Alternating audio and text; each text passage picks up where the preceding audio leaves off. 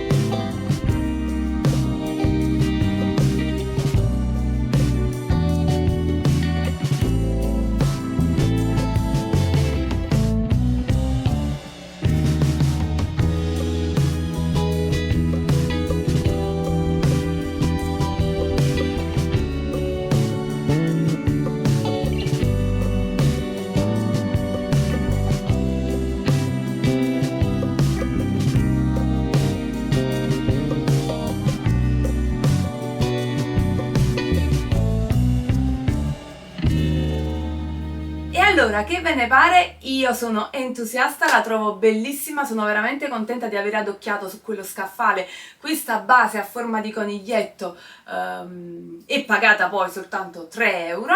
Spero che vi piaccia e voi fatemelo sapere nei commenti. Bene, se questo video vi è piaciuto ricordate di lasciarmi un bel pollice in su, iscrivetevi al canale con la campanella per essere sempre aggiornati di quando caricherò un nuovo video e noi ci vediamo al prossimo tutorial.